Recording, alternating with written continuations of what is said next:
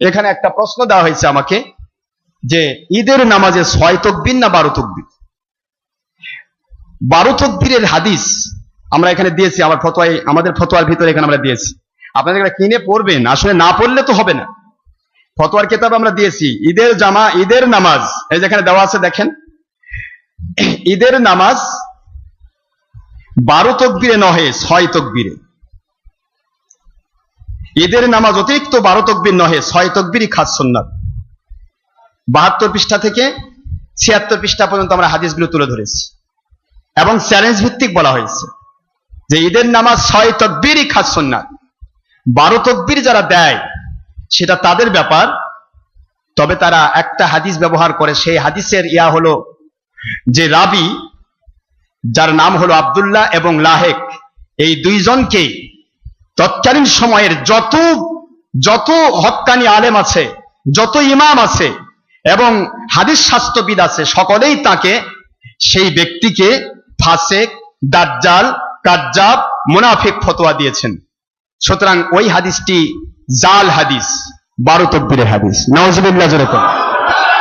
12 তাকবীরের হাদিস জাল হাদিস, আমরা এখানে প্রমাণ করেছি। 6 তাকবীরের হাদিসই এটাই সঠিক। আমি যেটা আপনাদের বুঝিয়ে দিতে চাই, 69 এখানে আপনারা দেখেন, আমি দেখে বলে দিচ্ছি, আমার তো জানাই আছে, দেখে বলে দিচ্ছি এই জন্য যাতে আপনাদের ইতমিনান হয়, ভিতরে যেন মানে বিশ্বাসটা প্রবণ হয়। এখানে আমরা যে হাদিসগুলি বলেছি এখানে আপনাদের পরিষ্কার করে দিচ্ছি যে ঈদের নামাজ অতিরিক্ত 12 তাকবীরে নহে 6 তাকবীরই খাস সুন্নাত। রাসূল পাক সাল্লাল্লাহু আলাইহি ওয়াসাল্লাম ও সাহাবায়ে কেরাম রাদিয়াল্লাহু আনহুম সকলেই 6 তাকবীর সহিত ঈদের নামাজ পড়িতেন। সুবহানাল্লাহ জোরে বলেন। একাধিক সহিহ হাদিস গ্রন্থে বহু হাদিস শরীফ ইহার প্রমাণ স্বরূপ বিদ্যমান। এই জন্যই হানাফিগণ 6 তাকবীর সহিত ঈদের নামাজ আদায় করিয়া থাকেন। আন সাঈদ ইবনে আল-আস ক্বালা সাআলতু আবু মুসা ওয়া হুযায়ফা রাদিয়াল্লাহু তাআলা আনহুমা কাইফা কানা রাসূলুল্লাহ সাল্লাল্লাহু আলাইহি ওয়াসাল্লাম ইউকাব্বিরু ফিল আযহা ওয়াল ফিতর ফাকালা আবু মুসা ইউকাব্বিরু আরবান তাকবীরিহি আলাল জানাইজি ফাকালা হুযায়ফা সাদাকা। তাহলে বলুন সুবহানাল্লাহ। এখানে হাদিস শরীফ হুযায়ফা রাদিয়াল্লাহু আনহু এবং হযরতে মুসা আশআরী রাদিয়াল্লাহু আনহুকে জিজ্ঞাসা করা হলো যে রাসূল পাক সাল্লাল্লাহু আলাইহি ওয়াসাল্লামের সময় সাহাবায়ে কেরামগণ কিভাবে নামাজ পড়তেন, তাকবীর দিতেন।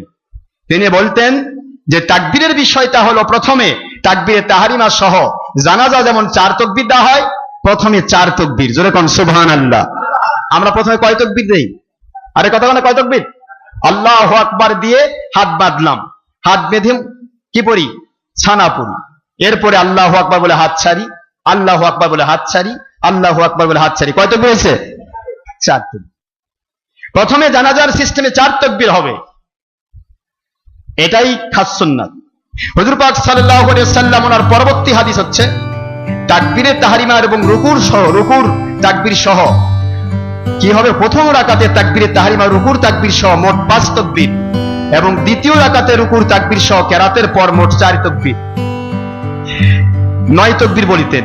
এই 9 তাকবীর অতিরিক্ত 6 তাকবীর আর তাকবীরে তাহরিমা এবং রুকু সেজদা মিলে আর 3 তাকবীর। এই 9 তাকবীর, 6 তাকবীর অতিরিক্ত আর 9 তাকবীরে নামাজ কমপ্লিট হবে। জোরে বলেন না সুবহানাল্লাহ। তাকবীর কখনো 12 তাকবীর এখানে আসে না। যতগুলি হাদিস এখানে আমরা দিয়েছি, হাদিস হলো সহিহ মিশকাত শরীফ 126 পৃষ্ঠা, মিরকাত, লুমাত, আশাতুল লুমাত, সুনানুদ দারিমি, দারেকুতনি, কিতাব আল আসহার। এখানে তিরমিজি শরীফ প্রথম খণ্ড আপনার 70 নম্বর পৃষ্ঠা, মুসনাদ, মুসান্নাফ। তারপরে এরকম অসংখ্য হাদিস এখানে দেওয়া হয়েছে। আমরা প্রায় 450টি হাদিস শরীফ দিয়েছি। সুবহানাল্লাহ জোরে বলেন। তাহলে ঈদের নামাজের তাকবীর 6 তাকবীরই খাস সুন্নাত, 12 তাকবীরই সুন্নতের খেলাফ। তা আমরা প্রমাণ করেছি সহিহ হাদিস শরীফ দিয়ে এবং সেইটা চ্যালেঞ্জ ভিত্তিক। যদি কেউ আমাদেরকে 12 তাকবীরের হাদিস সহিহ হিসেবে প্রমাণ করতে পারে, আমরা তওবা করে তাদের 12 তাকবীরের হাদিস মেনে নেব, কিন্তু পারবে না, কোনোদিন সম্ভব নয়। ভাইরা আমার, যাই হোক, আপনাদের প্রশ্নের উত্তর এটা। তবে এই প্রশ্ন যে আমি উত্তর দিতে চাই, কমের পক্ষে আধা ঘন্টা সময় লাগবে, আমি সেদিকে যাচ্ছি না।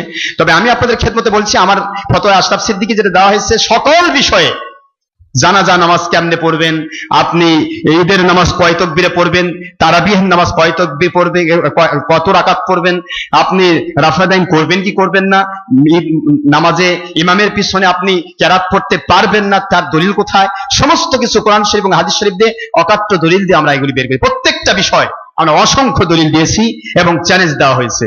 কোন ব্যক্তির যদি হিম্মত থাকে বাহিরে কথা বলাটা, এটা শয়তানের লক্ষণ।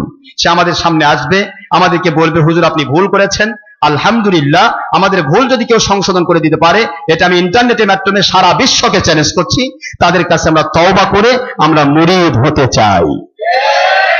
আর যদি তারা না পারে, যে কেউ আসুক, একটা শর্ত মেনে নিতে হবে, অবশ্যই তওবা করে আমাদের কাছে মুরিদ হতে হবে। বাস আমরা এক হয়ে যেতে চাই, আল্লাহকে মানবো, মানার মতো মানবো, ভেজাল চাই না। কথা ঠিক না? ঠিক ভাইয়ের আমার, ভেজাল করে লাভ নেই। আল ফিতনাতু আশাদ্দু মিনাল কতল, ফিতনা সৃষ্টি করা হত্যাকাণ্ডের চেয়ে জঘন্যতম অপরাধ।